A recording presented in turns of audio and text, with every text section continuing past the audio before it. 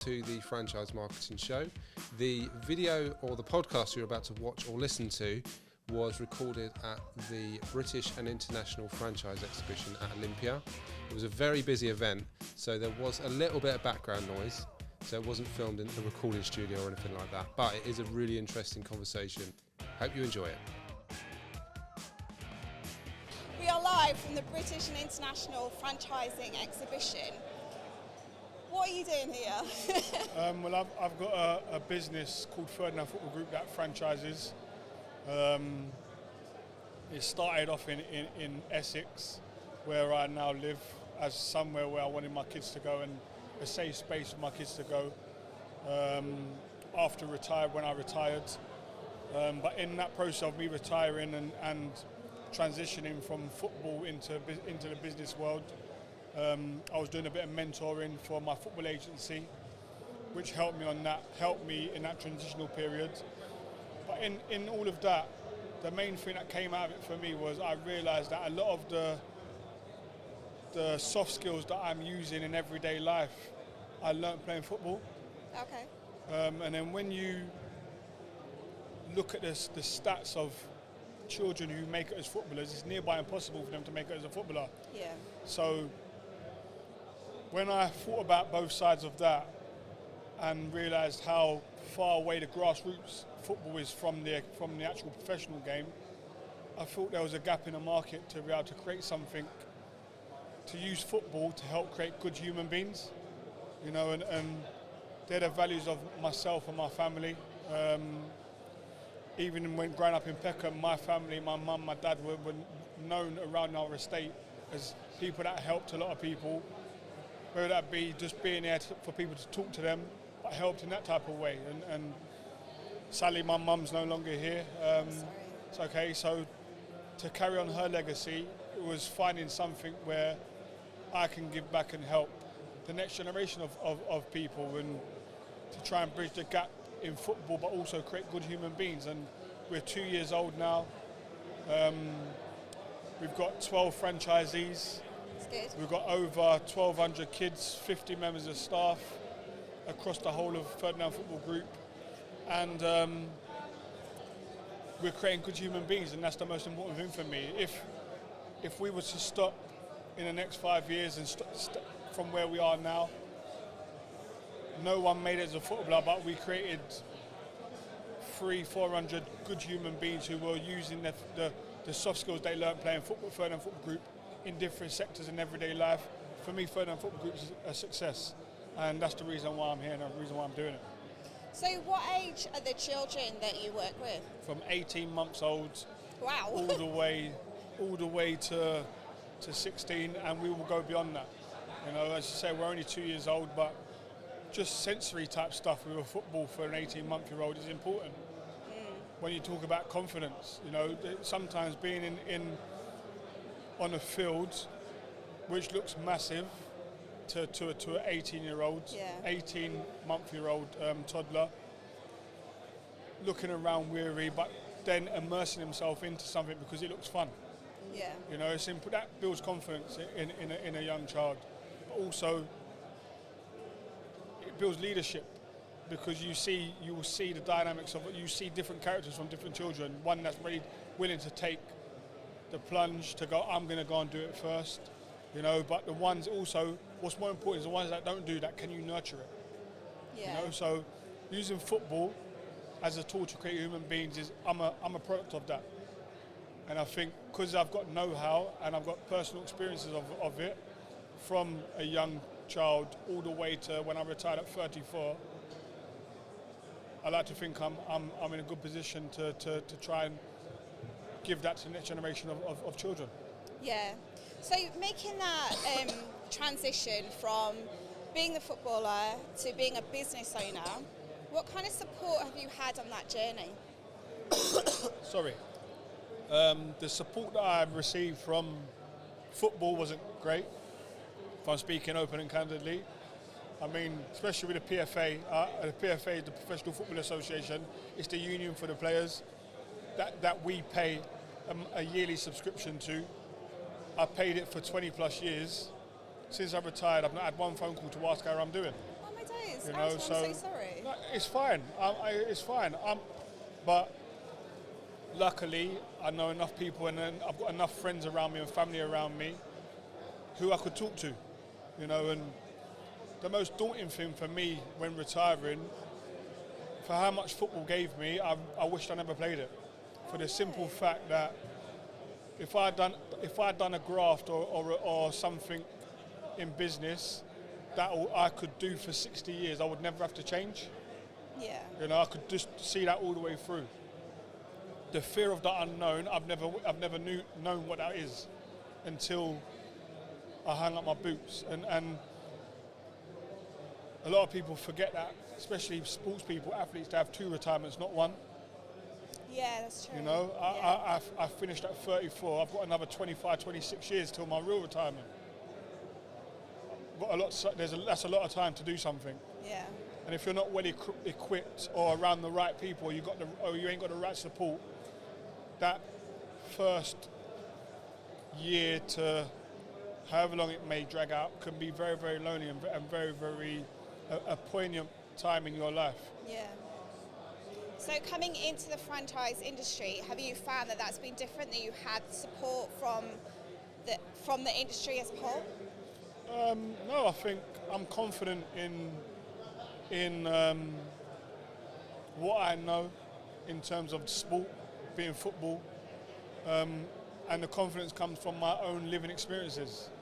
You know, my passion is mentoring, and I never mentor from a place of not being a personal experience. If I haven't got that personal experience, I know enough people in the game that have had that personal experience to ask them how they dealt with it, and was it a successful way of dealing with it, and what would you have done different. So I never mentor from a place of something that I don't know what it feels like to be in that position, and that's my passion. So doing that and bringing that into a business, which then you can franchise. I think when I went from a pay-as-you-come to a membership type business, that's when franchising became really something that was on the table to do, you know,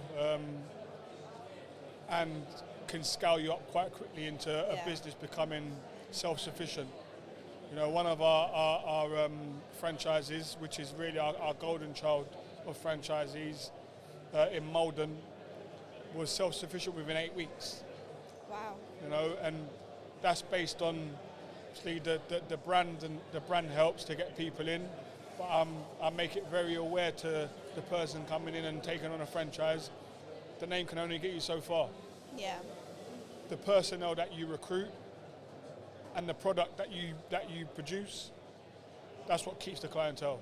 Yeah. You know, the name can only do so much, but when you get to a certain place, the brand kicks in again, because the brand can get you into places in football that normal grassroots places can't. Yeah. You know, because as we know in football, it's a lot of who you know what you know. You know, and so like, I'm confident in my business acronym, my business sense, and mirroring that with personal experiences and why the business is here based on my family values.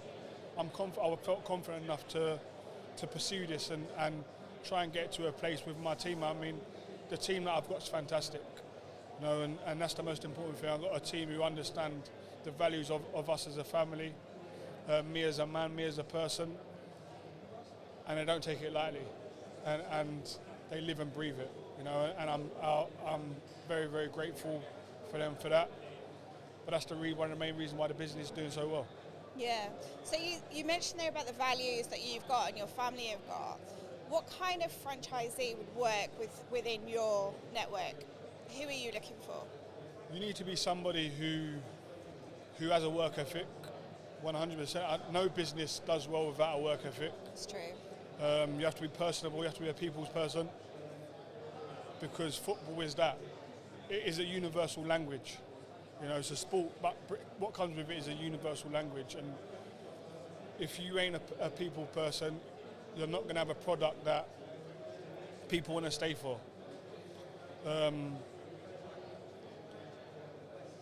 You need to understand how to create good people, because you're one of them yourself. Yeah.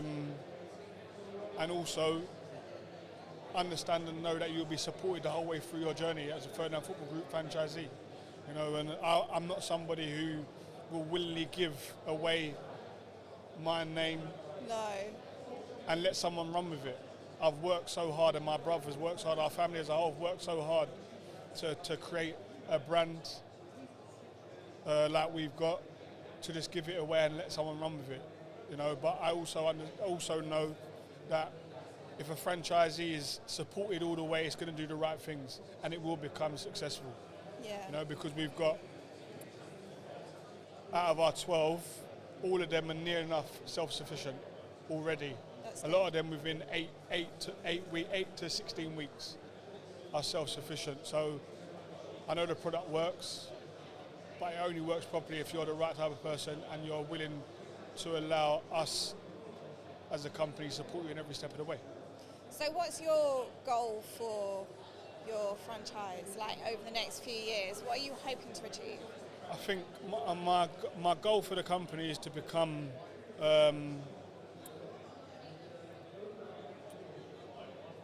more national within the UK, and potentially we've had some good conversations about it being worldwide here. That's good. Which is good, you know, different parts of the world, and really being known. You know, Anton the footballer's finished.